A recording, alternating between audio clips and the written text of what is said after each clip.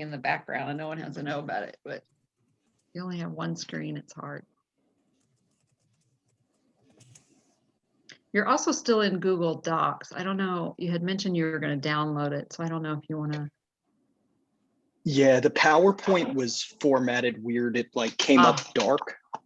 Oh, okay, that is. So, yeah, that might be because I have Pages, not PowerPoint, but.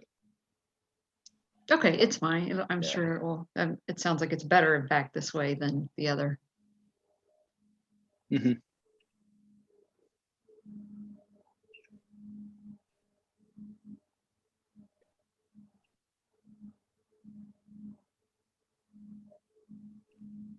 All right. Alrighty, Marlo, making you a co-host. If you want to get started, I will keep track of the slides and other people who are joining us. Okay, am I advancing the slides, or is that what you? No, I'll do that. Okay. Okay, do you want, you started recording. Okay, just wanted to make sure. All right, well, welcome everyone. We are delighted to be here with you and have a lot of information to cover. Before we dive in, I just want to emphatically say, please write down your questions. There were a lot of aspects of this topic that we could cover for you today, so we've pared it down to what we think is the kind of foundational, essential information, but we welcome your questions about, getting more granular about what to do with this information and that kind of thing. So just know that we're going to leave, our plan is to leave ample time for Q&A, and we hope that that's very interactive. The PowerPoint slide deck will be made available, so thanks for your question. I just saw that come up in chat, so we'll just clarify that from the beginning. And we are recording, so that will also be available for you to watch or share with others. Which hopefully that turns this whole webinar into another useful tool for you. I am Marlo Nash. I am the co-founder and co-chair, along with Jesse, of the National Trauma Campaign, which is a project of the Campaign for Trauma-Informed Policy and Practice. And today's webinar is focused on the American Rescue Plan Act and what aspects of that new law are relevant for advancing trauma-informed and healing-centered practices, approaches, environments, and systems. The main takeaway that we have today that I want to clearly state up front, it's because it's very exciting, is that there are many provisions in the law that equip and fund you as leaders and your stakeholders and partners in your states to advance trauma and resilient sciences and adverse childhood experience research in practice. It's if successfully, if you all and we all as a group successfully direct funds in that direction, it makes it the largest pot of funds probably ever to direct in that way.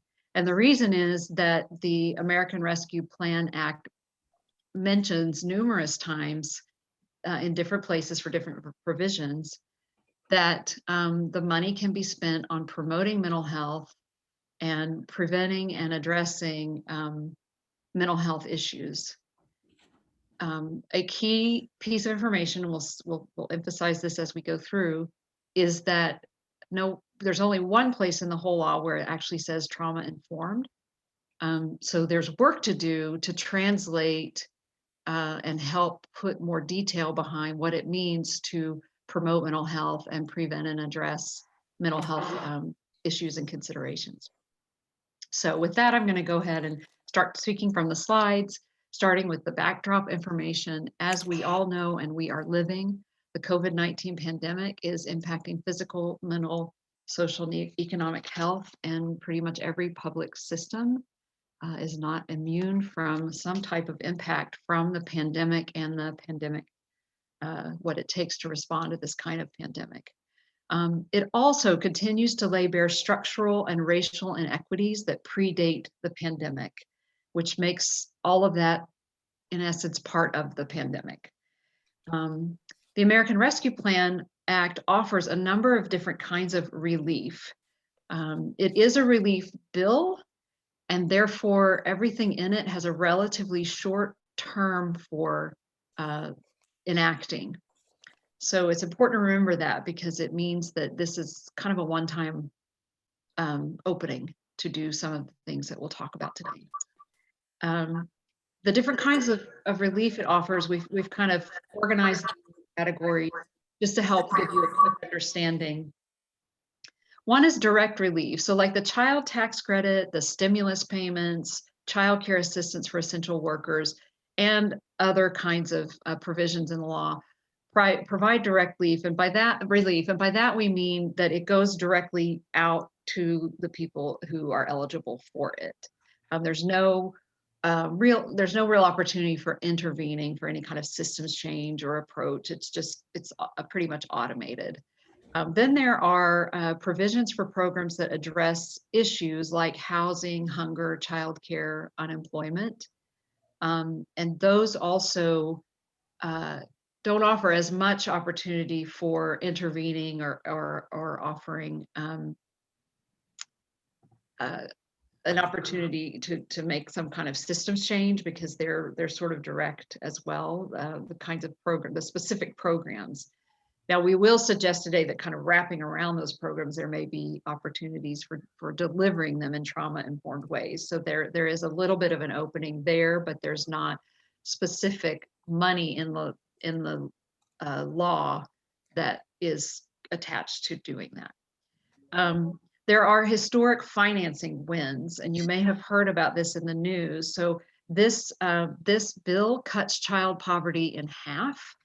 The caveat there, as I said earlier, this is a short-term law, so it cuts poverty in half for tax year 2021. If that provision is not extended beyond the American Rescue Plan Act, it no longer cuts child poverty in half. So it's a monumental win, very short-term. So it will require additional advocacy to extend that the provisions in the bill that cut child poverty in half. And it's the largest single investment in childcare that the federal government has made. Again, that's for a short period of time. And one other thing about the American Rescue Plan Act generally, and this is helpful to know when you think about who you are working with to try to influence or help direct the funds for trauma-informed and healing-centered practices. It flows in different ways. So in some cases, the provisions and the funding flow federal to state, to like a state agency that has jurisdiction over the funds. In some cases, it's federal to state to local. So there is the state agency intervenes, but then the money either then gets sent through the state to locals, or in some cases, it's federal straight to local. Or in some cases, it's federal to state and also federal to local. So it just mostly, don't worry about that, except that when it comes time to think about who to talk to, who has jurisdiction and decision-making power over how the money is spent, it's not uniform across the law. So that's just a helpful thing to think about. So next we want to just kind of tell you some overarching considerations and what's happening now. We're in a rapid learning curve, Jesse and I, and really everybody. But if you get a positive on the CTS, Jesse, are you able? I'm trying here. Yeah, okay. I'm trying. Thank you. Sorry about that. No worries. So these are some of the things that we are learning as we are talking to advocates and public leaders across the country. And so this is helpful context, we think, for you to keep in mind. It can actually be challenging to public agencies to spend down this amount of money within the limited time allotted. So it sounds wonderful to get, and it can be, to get millions and millions of dollars, but it's actually a stressor for many of your public partners, because then, they are then the stewards of that money and have to figure out the ways to spend it in ways that matter. And that's not always an easy thing to do. So it's good for you to not assume they already have everything figured out. And it's good for you also to know that you can play a supportive role in helping them think about ways to spend this money that will have a lasting impact. Public agencies are typically understaffed and may be reticent to hire staff with one-time short-term money. So that's another complication for them, because if they hire people, first of all, in public agencies, it takes a long time to hire people. And also they would hire someone, and as soon as these funds run out, which they run out at different times, but most of them are within the next couple of years. So they would hire someone who wouldn't have a job, and within a relatively short period of time. So, and it's also not always easy for them to hire consultants quickly, because consultants often have to be part of a registry for them to hire them. So it's just not, they can't just suddenly staff up. And so some of the implications of that are they might put, even whether or not it's going to be fully effective, an easy thing to do is fund something that's already going. And so not that that's necessarily a bad thing, but it also may not be the thing that is going to have the greatest effect, but it's the thing that's easiest to do. And I'm just trying to help you understand. You see some of those things happening, and sometimes you wonder why. And I'm trying to put a human face and an empathetic face on. Our public agency leaders have a lot that they're dealing with when they when they get this much money to spend in a short amount of time. Public leaders are in their different places. So public leaders, I also want to sort of translate and say why I'm saying public leaders is because I'm essentially saying the decision makers over the funds, public leaders, are in different places in their understanding of what is encompassed in the term mental health.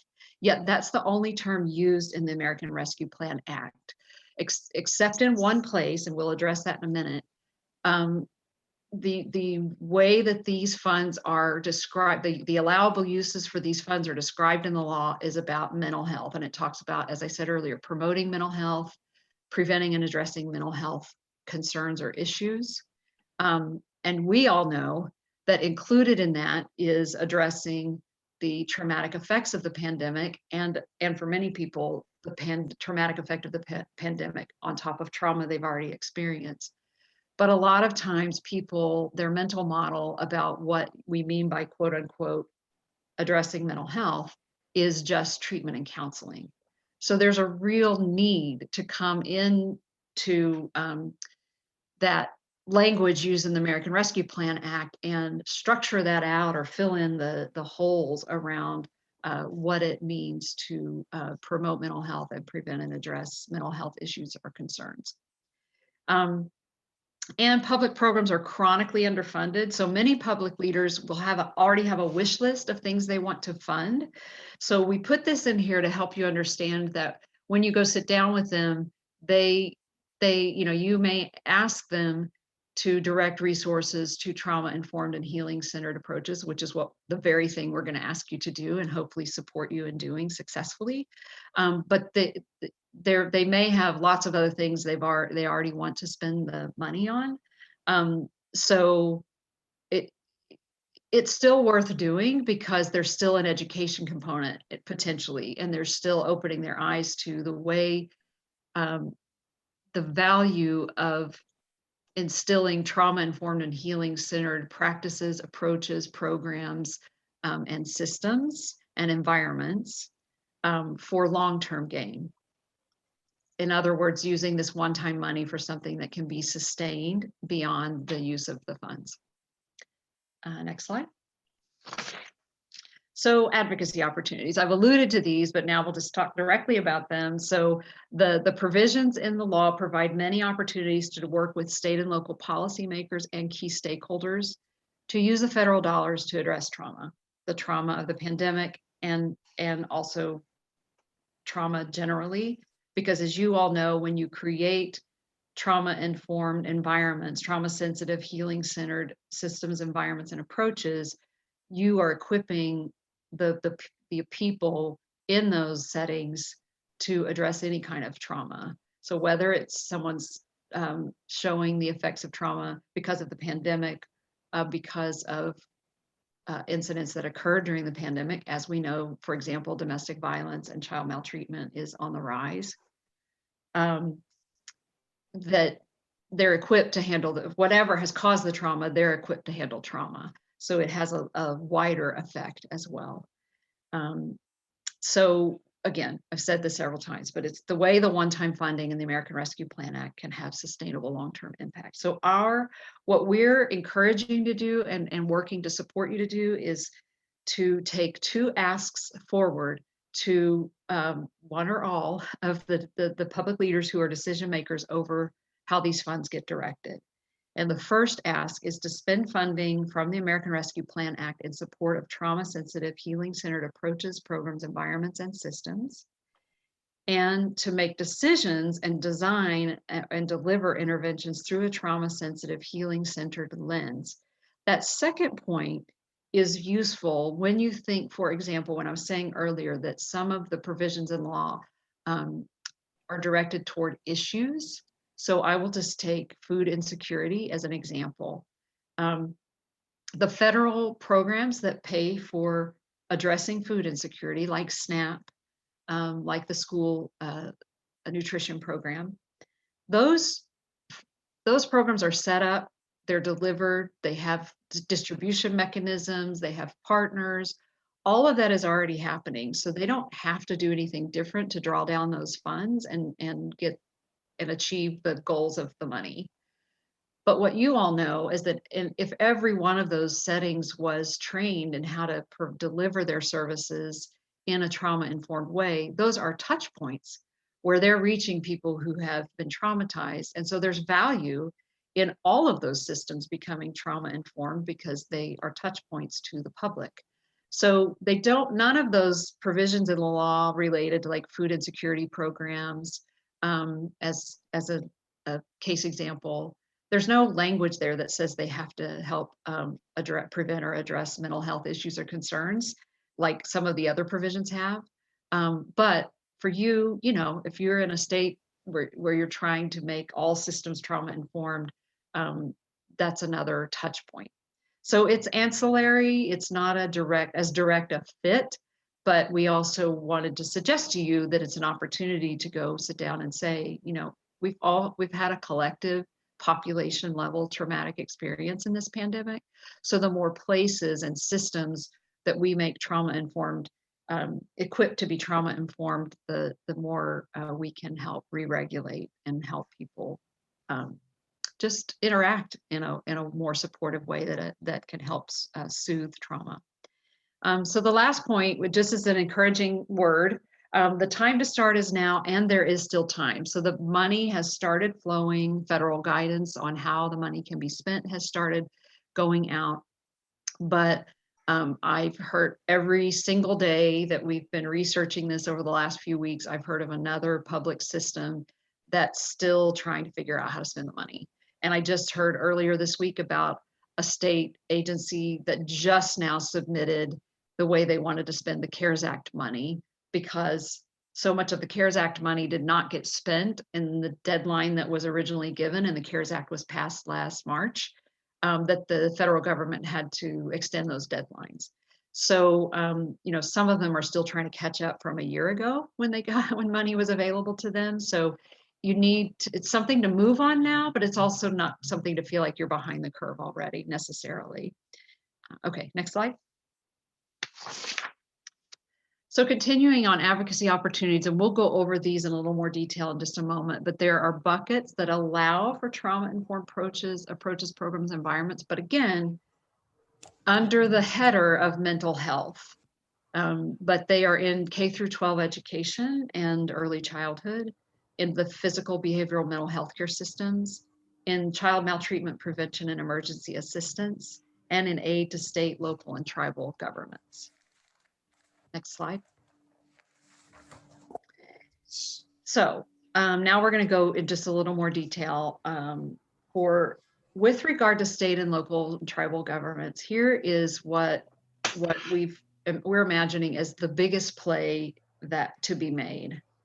And that is to go to leaders and convince them that this is an opportunity to have make a systems-wide commitment to and create an approach for becoming equipped across all relevant systems to be trauma-informed and healing-centered. there's flexible financing available in different, it's all in different pots of money going to different agencies. But there's enough flexible money that if a state wanted to, or a county wanted to, or a tribe wanted to, they could collectivize those funds, if you will, and create a plan for delivering them in a comprehensive cross systems effort. So it's good for you to think about, do you have a state champion, or if you work at a county level, do you have a county level champion, or in tribe, do you have a champion in the tribal government who already believes in this, and who you could work with, or maybe you are that person, to try to say, let's think about not just agency by agency how to spend this money, but also how do we work across, and maybe make 1 + 1 = 3 with this money, because we bring in systems, we use our flexible funding to cover systems that might not have been covered in the law, but that we know are, need to be trauma informed. And so we just put in here that Pennsylvania and New Jersey are exemplars. They are 2 states that have committed at a state level to being trauma informed and healing centered. And these 3 resources here for you are the last month CTIP CAN meeting. We have a recording of that meeting that featured Pennsylvania and New Jersey speaking about their statewide plan and approaches. And then we've got links there to their written plans that you can see. Yeah. So when you get the slides, and we'll send these out with the recording for those who were not able to join, you'll be able to click on those links and get more information. Just to highlight, those funds can cover costs incurred by December 31st, 2024. So again, to Marlo's point, there is some time horizon for those funds. So there's an opportunity to start now and continue on later. Don't feel like it's a one and done sort of situation. A lot of this is going to have to be sort of an effort over time. Next, we wanted to cover the opportunities that exist in the K-12 space. The Elementary and Secondary School Emergency Relief Fund had a total of $122 billion in it, and it could be used for a number of activities. One of them is to address the needs of low-income children and racial and ethnic minorities. Another one is to provide mental health services and supports, and implementing evidence-based activities to meet the comprehensive needs of students. So in there is an opportunity to really encourage schools to become trauma-informed and school systems. One of the biggest opportunities that exist here is that, like Marlo said, this funding is one time, right? And when we look at trauma-informed school cultures and schools that have become trauma-informed and implemented especially a train-the-trainer model, what can happen with these one-time funds is that it changes the school's culture over time. So while there is this one-time insurgence of funding from the federal government to states, to local education agencies in this case, there is the opportunity to use these one-time funds for something that is going to impact generations of students, which would be very attractive to leaders who are controlling these funds. So the decision makers are the state education agency, and even more so the local education agencies, your school boards, your superintendents. They will have a lot of discretionary power. 90% of the funds in section 20001 goes to local education agencies. So like I said, there is a huge opportunity for ongoing professional development, train-the-trainer models to help school cultures really move toward becoming trauma-informed. We know that that's a process, but now is the time to start. We'll get a little bit into the advocacy tips and how we, can see people talking about these things. But it's important to note that, students are going to be coming back to school or continuing to go to school with increased levels of stress and adversity. And so using this time, similarly to how the city of Houston did after Hurricane Harvey, to manage that stress with increased knowledge of neuroscience, developmental adversity, becoming trauma-informed is incredibly important. And then we wanted to highlight the state of New York issued reopening guidance, which requires all schools the school districts in the state to establish a comprehensive, equitable counseling plan, create an advisory council of students, parents, teachers, and school mental health professionals. So really highlighting, we love how it's highlighting student and parent needs and how it's lifting up the voices within the community, and to hold professional development to all school staff on how to help students develop coping and resiliency skills. When you get these slides, there is a section from, I believe, pages like 64 to 75 is about social and emotional learning, which you can really highlight for the trauma-informed space. But this is an example of how state education agencies can work to issue guidance and recommendations or require it to the local education agencies, in some cases, on how to spend the funds. And so that is another resource that is in there that we will highlight. Next is around early childcare settings and community and CBCAT. And I will throw that over to Marlo to highlight, because she is really the expert on these buckets. Thanks, Jesse. Okay, so there's, I mentioned earlier that the American Rescue Plan Act represents the largest one-time amount of funding that's gone to childcare from the federal government. So it's pretty significant. It's a lot of money. There is a huge childcare crisis well, there was before the pandemic, to be honest, but definitely has really, really worsened because of the pandemic. So that's the reason the funds have gone out. So for this one, there's a lot of competition for the needs, because the business of childcare really, really took a hit, which of course affects the supply, which then becomes a problem for the economy. So there's been a lot of discussion, as the way I refer to it, as childcare as an economic good. So there's a lot that needs to be done in this space. That said, there's a lot of concern for the traumatic effects of the pandemic on young children and on childcare providers. And there's a workforce issue because of burnout, and because those kinds of settings are not, for the most part, set up to recognize and respond to trauma. So you all know what that does. It causes people to escalate in the effects of their trauma, to have greater anxiety, which we know leads to depression, and just all that we know about that. So there is a case to be made about directing these funds to being trauma-informed and healing centered, but it's not without a lot of competition, which is really true in the K through 12 funds as well. So just trying to put a reality lens over this, but then also tell you what's possible.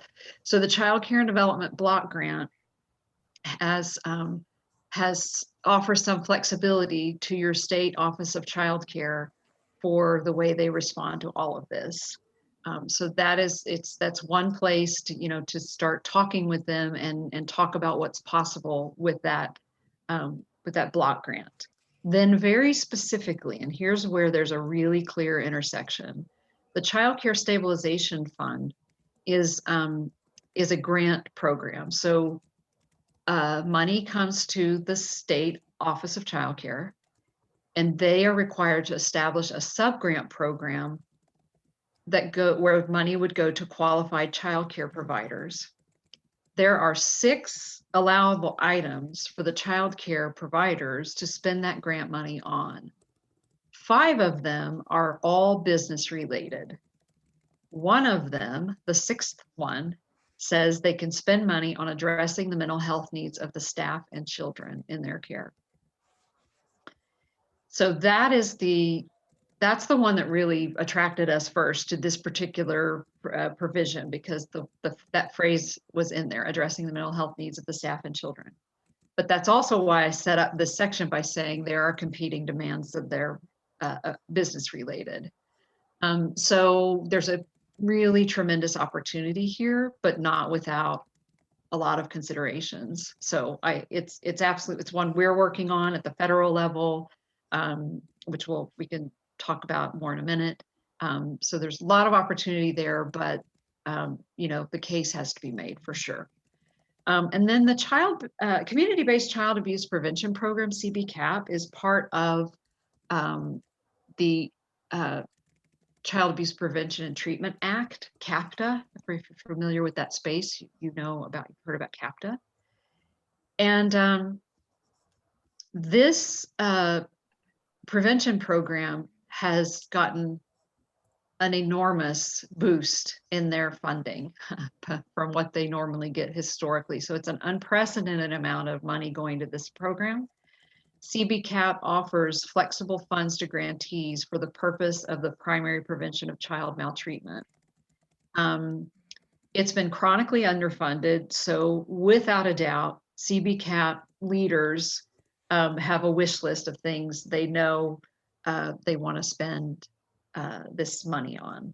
At the same time, it is a lot more money than they've ever gotten to direct toward primary prevention. So there's room for talking about how can the whole approach and program be infused with trauma-informed and healing-centered practices at this moment in time with that additional money. There are some CBCAP sites across the country that already use trauma-informed healing-centered approaches. So that may already be happening in your state, and you may already know about that, or if you begin inquiring, you may find that out. But if it's not happening in your state, there are some of their colleagues in places around the country who can be exemplars and example for them. So there's sort of a needle to thread there where it's not a new practice, it's just not a practice that is a spread across the whole nation yet within that program. So again, it's another thing I would just say before we advance to the next slide, it's another one where how you sit down and talk with them is important, because it's not like they don't have ideas for how that money could be spent and spent very effectively. So the conversation would be, is it already all done in a trauma-informed healing-centered way? And if not, can we work with you to use some of these funds to help support and do that at this time? As a part of how they respond to the pandemic. Go ahead, Jesse.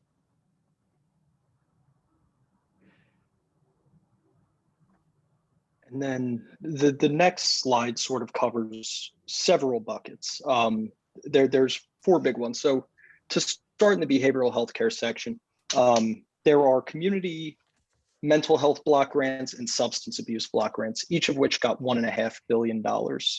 I am getting a note on my computer screen that my internet connection is unstable, so I hope that this is coming through all right.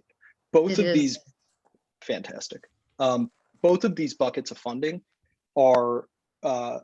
should be expended by September 30th of 2025. So there is longer time horizon here.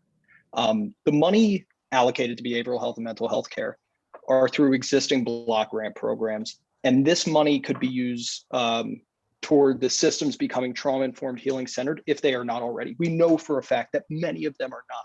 And so the advocacy here is around trying to get the state systems to become more trauma-informed themselves with the addition to the existing block grant dollars.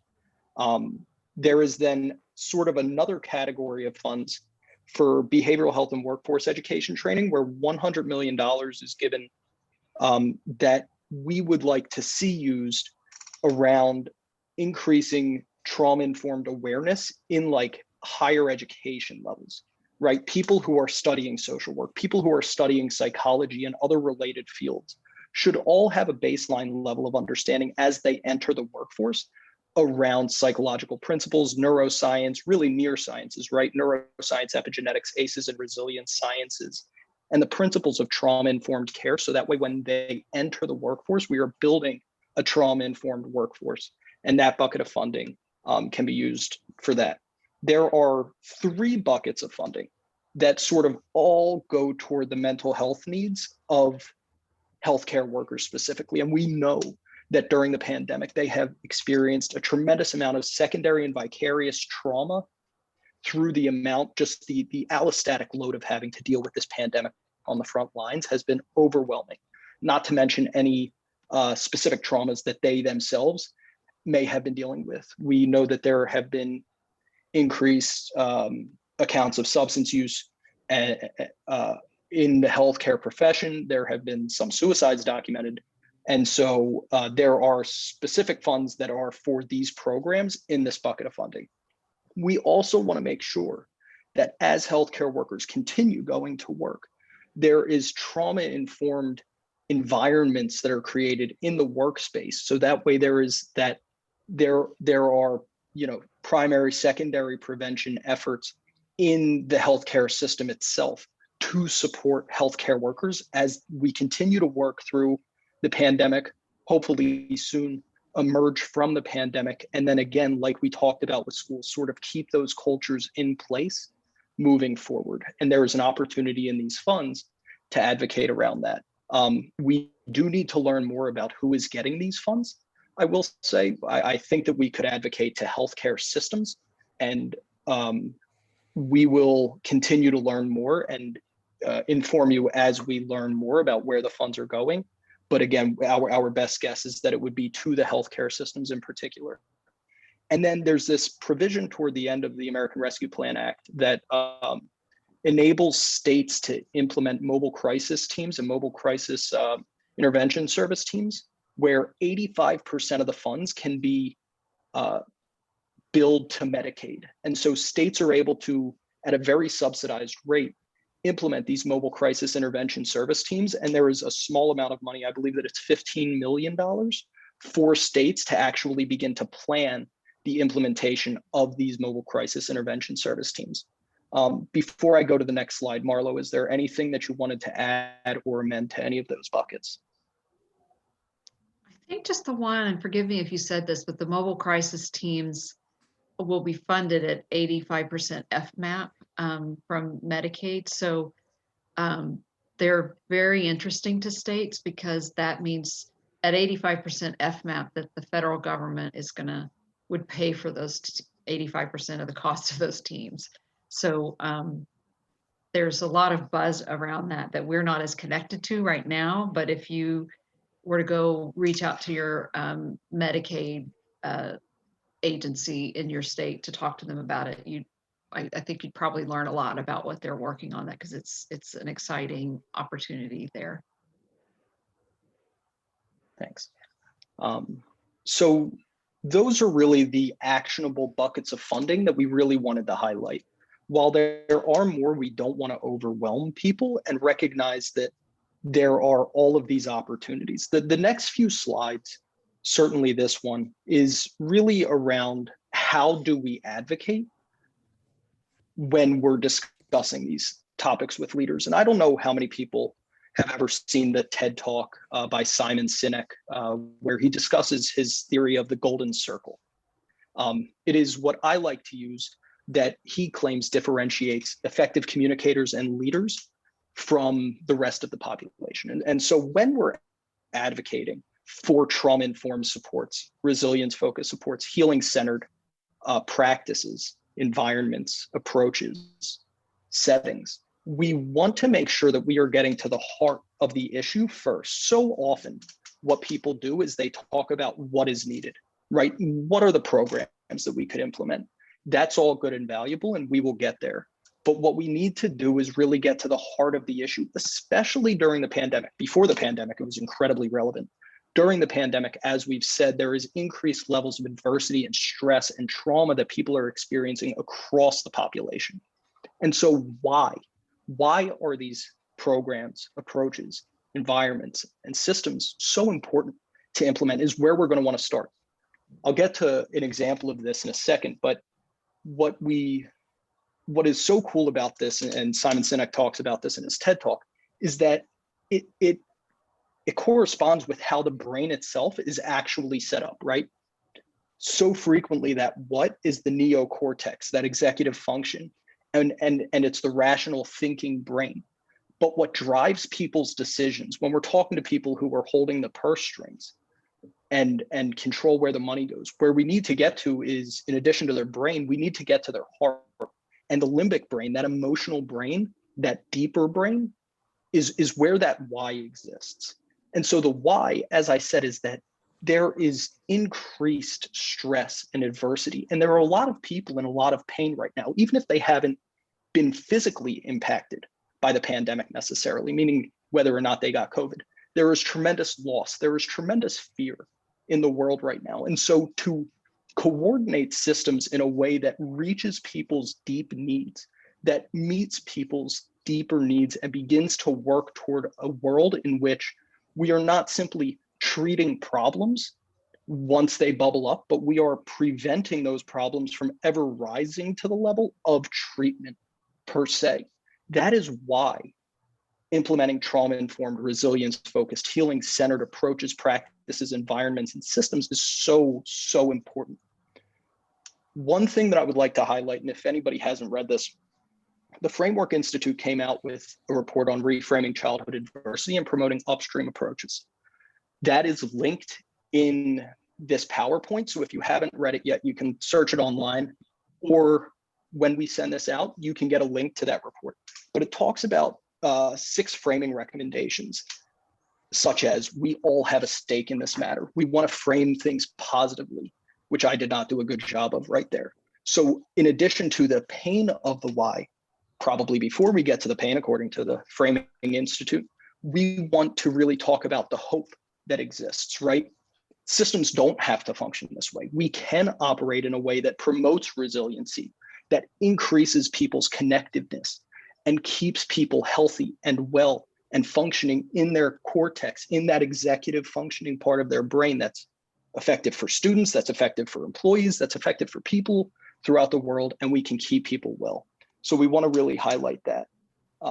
There's an emphasis on critical periods and power of development, preventing an overload of stress on families and communities, and certainly that there are policy level solutions to keep people from ever, first of all, preventing trauma, but as we said, a lot of trauma has been experienced. So then we get into the mitigation and keep it from crawling so far under the skin that it begins to affect our health, our biology.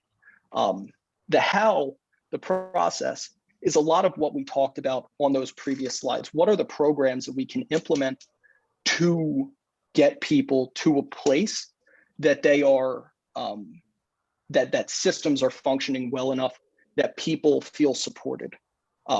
That how is going to be very, very important. And then the what, the result, is what we all know about trauma-informed programs and practices and why we're all passionate around advocating for trauma-informed, resilience-focused, and healing-centered programs.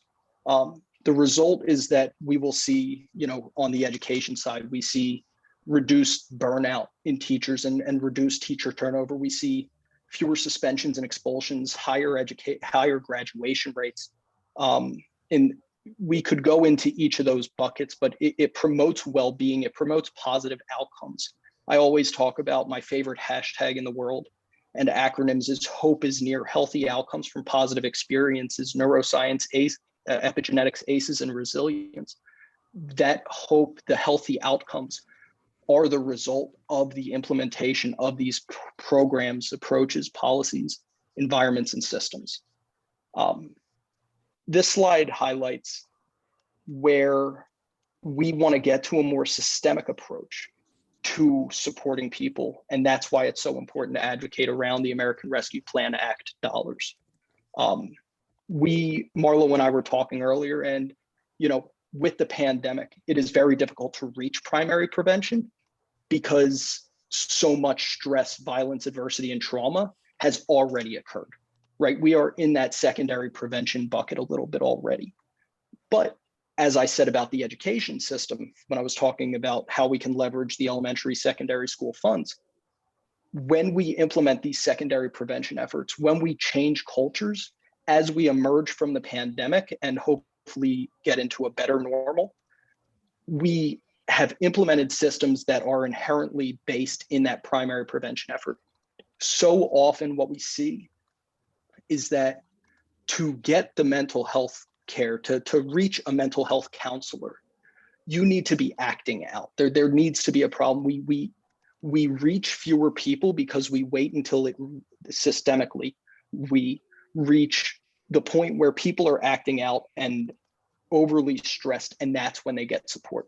And we need to begin to work toward a systemic approach that reaches more people, that reaches people to prevent and mitigate the trauma and adversity that they are experiencing, because there's a ton of stress out there right now. Marlo, I don't know if you want to say anything else about this slide before we go on to the next one. I think go on because I want to make sure we leave a few minutes for questions. So I think, can you just, yeah, go ahead. I'm going to ask, I'll kick off the questions. I have a question for you to kick that off, but go ahead and wrap up. So these are just some examples of how, you know, the public health framework and that triangle, how that sort of works on the prevention side, on the intervention side, and on the treatment side. So these are just some examples that exist. Our wonderful colleague, Whitney, who unfortunately wasn't able to be with us today, was able to put these together, and we encourage you to use these and other resources that are in the slides. And I think the one thing that I would say about that is just going back to a lot of people in their mind, mental health means treatment and counseling. And so the big education effort is to make sure people understand that mental health is also prevention and primary prevention, secondary prevention, early intervention, as precursors to treatment, and that we don't want students and babies and preschoolers and workers and clients to have to escalate in their trauma to get help. We want them to be able to be re-regulated in their environment, and we want teachers to be able and childcare workers to be able to know how to re-regulate and soothe themselves and their colleagues and the parents of the children they're with and the children themselves. So Jesse, to kick off Q&A, I was going to ask you, could you, and I've got it almost all the way written out in the chat, could you just say again what Hope is Near stands for? I want to type that out for people in the chat. Yeah, so Hope is Near is healthy outcomes from positive experiences. Hope is neuroscience, epigenetics, ACEs, and resilience. I will take a little bit of the poetic license for that hashtag. I don't think that I created it. Near was created by Laura Porter. Hope was created by other people who are much smarter than I. I am probably not the first person to put them together, but I love it, truly. Thanks, Jesse.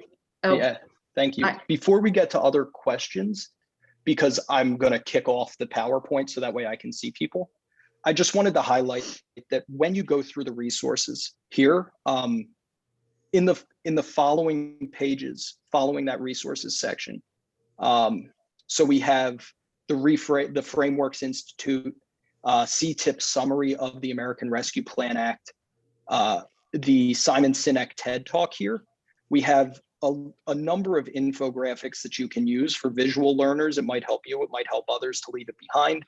There is a video that was created by Star Commonwealth in concert with us, the National Trauma Campaign, to help explain the toxic stress and traumatic experience of COVID-19. We have some more bullet points that you can read through, and then the buckets of funding are sort of spelled out here. So with that, would love to get to a Q&A, so I will stop sharing my screen. Yeah, and I'll jump in quickly because I know we don't have a lot of time. So I'm going to try to start addressing the questions that began coming in from the top of the webinar. So Mike, you asked about, is there an opportunity to advocate to legislators about the definition of mental health? And at the federal level, I'll tell you that that is the entire purpose of the National Trauma Campaign, is to help people like you all as constituents to be in more regular dialogue with your congressional delegation to do that very thing, to help them more fully understand how addressing trauma is part of addressing and supporting good mental health.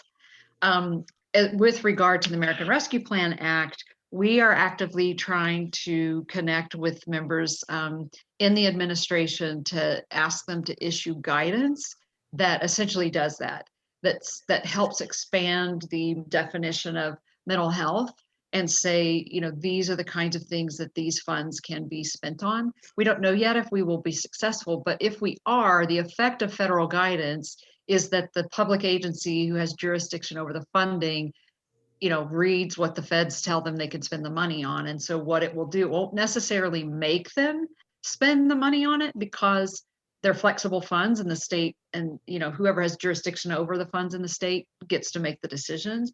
But what we're trying to advocate for is that if the federal government will at least spell out it's allowable, that addressing trauma is part of addressing mental health, and the law says you can address mental health, sort of drawing out that logic flow, that it eases the pathway for people like you all to go and sit down and talk and say, hey, I know you got federal guidance that does this. So we don't have it yet, but we are starting to have some encouraging inroads to try to make that happen. So, and you asked, where do you start? And asked, is it perhaps a congressperson? And and then someone else asked the question, who do you talk to? And so that's essentially where do you start? So just some advice about that generally. First of all, exactly how the money flows is different state by state. So some states have a public health department, some states have a behavioral health department, and so and some states have just some states have a situation where they've brought all the agencies that have anything to do with early childhood into one department. So there may not be a separate Office of Child Care. It's part of maybe an Office of Early Learning and Development. So we can't tell you without digging in and doing a lot of research. We could help you offline, but we can't, it's just different. We can't give you one answer that applies to everybody. But the kinds of things you can do, and I just want to say, and this is about everything that you've learned in this, don't feel like you have to know everything to take action, because everybody's on a learning curve, even your public leaders who have jurisdiction of this money. Even the federal government is, so everybody's trying to catch up to what just happened and what can we spend on and what does all this mean? And you, as an advocate for trauma-informed practices, you are knowledgeable about that and passionate about that. You're knowledgeable about your community and what it needs. You're knowledgeable about whatever it is you are knowledgeable about that relates to this topic, and that is enough. So if you go in and ask questions, we'll try to equip you with as much information as we can. But know that you probably will get asked questions you may not be able to answer, and we're going to try to have your back on that. So our emails are in the PowerPoint. So we'll answer questions as we can, and we can help you find ways to get deeper help. Like if you need consulting help and that kind of thing, we can help you connect to that as well, to make this all happen.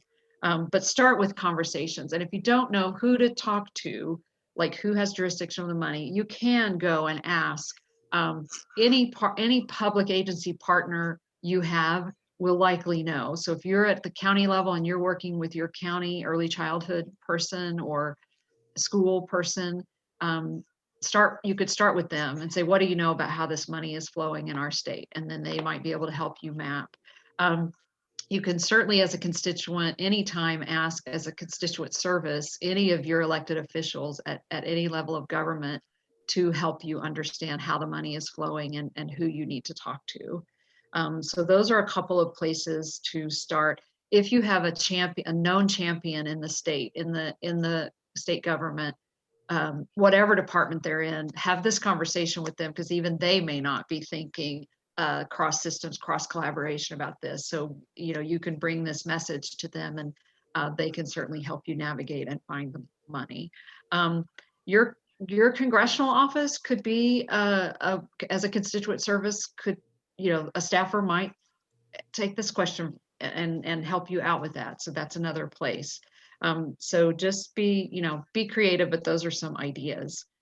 We had a question about, if you've been working on this for a while, would you still qualify? If you've been working on this for a while and you've got public agency leaders already directing funds toward this, then you have a leg up. So definitely, this money, it's flexible money. You ought to go and work with them to make hay with it in terms of funding things you've already had going on. So there's nothing that says you can't do that. So you should just go start having conversations and strategy sessions to do that. Kathleen, you asked about flexible funding. What do we mean by flexible funding? And basically we mean that not in every case, but in a lot of cases with the American Rescue Plan Act money, there's there's very little parameters put on it by the law itself. Now we're waiting for federal guidance. Federal guidance is what will put additional parameters around the money. Because the law just in some cases has a paragraph and a whole bunch of money and one paragraph that authorizes it. Federal guidance will come through and say, with that authorized money, here are some of the things you can and can't do. But a lot of it's going to come to the state as basically like address the impact of the pandemic in your state with this money. And that's what we mean by flexible. So it's CCDBG, it's a substance abuse prevention and treatment block grant, it's the K through 12 money. In some cases, they have a list of things that are allowable, and mental health is among a list of a number of other things. So what your opportunity is to go in and really elevate mental health and addressing trauma as one of those things, so it doesn't just get lost in the shuffle. Because as I said earlier, as you know, there are a lot of competing demands, but that doesn't mean there's not money to also spend on this. It just means you may need to go in and start talking about it and get them thinking about it, because they may not already be thinking about it. There's a question that I'm going to pitch to you, Jesse, that was, is there a definition of healing centered? Katie asked, is there the definition of healing centered from CTIP? Yeah, Katie, awesome question. First of all, let me just, before I answer, recognize that it is almost 2 o'clock and just say that Marlo and I are happy to stay on for a little bit longer. And if folks have to hop off at 2, remember that we'll be sending out this recording. So anything that you miss in the Q&A, we will get to you. In terms of definition for healing centered, there are different definitions that people use across systems. One of the things that CTIP is working on is to create, hopefully, what will become a universal definition for trauma-informed, what is healing centered.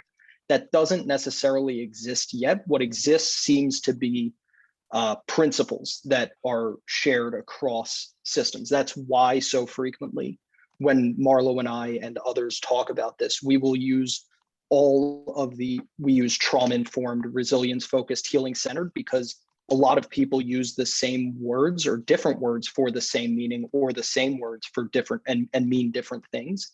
And so CTIP is actively working on trying to develop those universal definitions.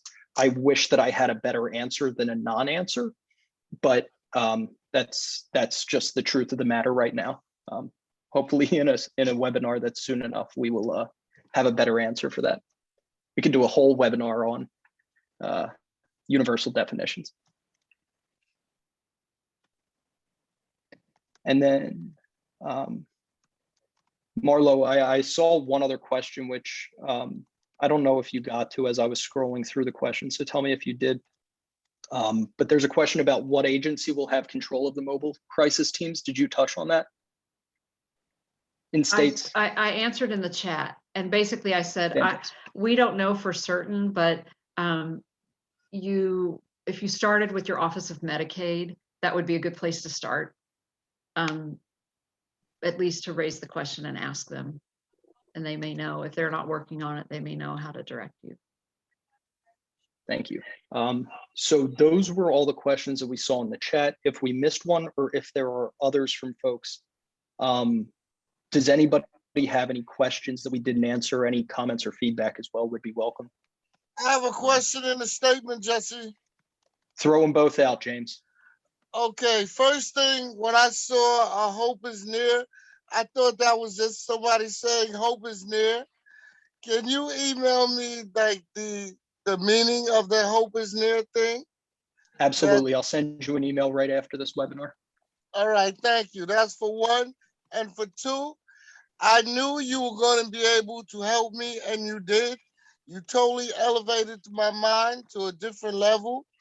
And I'm just going to go out and use this because I was going in this direction, because I have to write up a proposal for a couple things now, and I can use this tremendously. It comes right on. I'm in the right place. So and glad to hear that, James. You have a great day. You too. Thank you. Go out there. Look forward to seeing what you do. All right. Talk soon. Are there any other questions or comments? Certainly love to hear that we have helped to elevate people, so feel free to throw that out as well. But any other questions that folks have, we're happy to answer. I have kind of a Go question. ahead. And I understand you may not have an answer today, because obviously you spent an inordinate amount of time weeding through this legislation. I'm wondering though, if there are other opportunities going forward to connect this work with the infrastructure plan that we keep hearing about through the Biden administration. And I haven't looked to it a lot other than to know that all of my representatives that at various levels where I live are like, it's not infrastructure, because it's not just about roads and bridges and things like that. So I kind of get the sense there's other things that may be in play with that could affect this work and you know, that we're all trying to do in our communities. So I don't know if that's something that's coming down the pike. Yeah. So Yeah. Can I, Jesse, I'm gonna have to jump off actually. So if I can just address yeah, go that, for and it, then and I'll stay on. Sure.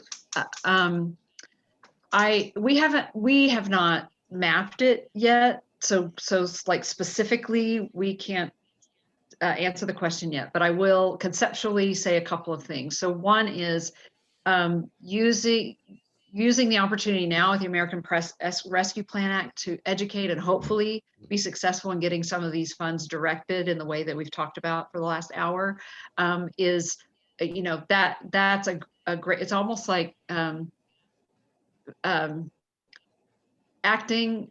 acting toward a new way of thinking. I don't know if you've heard that phrase before, but if you get it going now in your state, then when the infrastructure money starts coming, it will make more sense to direct it that way.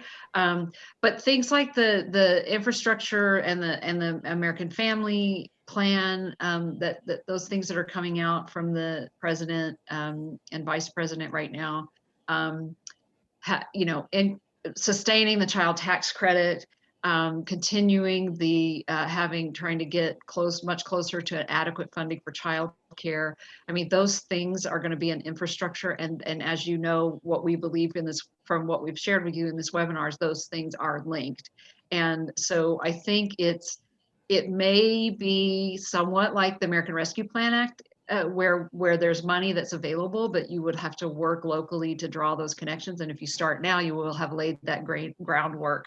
And then in terms of advocacy, you know, really you can help your congressional offices thread the needle between, you know, responding to the pandemic and sustaining some of these gains, recognizing that's very partisan. But they need to hear from constituents, even if they're, if depending on, no matter what side of the aisle they're on, they need to hear from constituents how this matters in their state, to think about these people issues and opportunities as part of infrastructure. And I do have to go, but I just want to encourage everybody just to really emphasize that you all are the missing link between directing all of these millions of dollars that are now out on the street toward this more upstream kind of secondary prevention, early intervention, to think about the pyramid that Jesse showed. So it is not going to happen without people like you engaging and starting to have conversations in your state, unless your state is already there, but most are not. Or even if they are there in one system, they're not necessarily there in another. So we cannot encourage you enough. You could be the one who makes the difference. So please dive in and engage and send us your questions and let us know how we can be supportive. And I'm sorry I have to run. I have another call. So it was a pleasure to be with you, and thank you for spending time with us. Jesse, I'll turn it to you. Thanks, Marlo. Happy to stick around if there are any other questions. Yeah, actually, I was curious if you found that some of the terminology lands better with political sort of circles. Like if I go to a hospital and talk about trauma-informed care, they have a framework for what that means. Even if we're a little bit off base, they kind of know what I'm talking about, as opposed to, like you said, kind of starting with trauma, like starting with the bad news, starting with, you know, that kind of framework. Do you feel like there's a way to approach this that you get better traction? Yeah, so again, I would refer back to what the Frameworks Institute came out with, but really starting to what you said. Start with start with the positive news. There are solutions. There is an answer, right? That there is that hope that exists, that when we create trauma-informed systems, we can prevent and mitigate ACEs, trauma, stress across the lifespan, or we can prevent it and then help mitigate it and help build resiliency, help people flourish, help communities really thrive, right? And then just get into a basic level of the science. We don't want to overwhelm people with too much sciencey talk, right?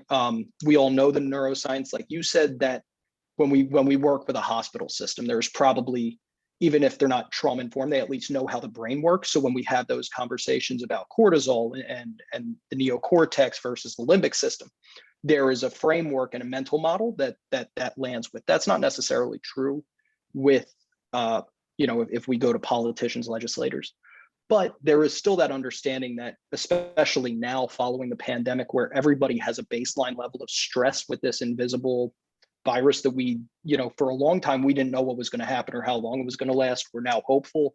We still don't know.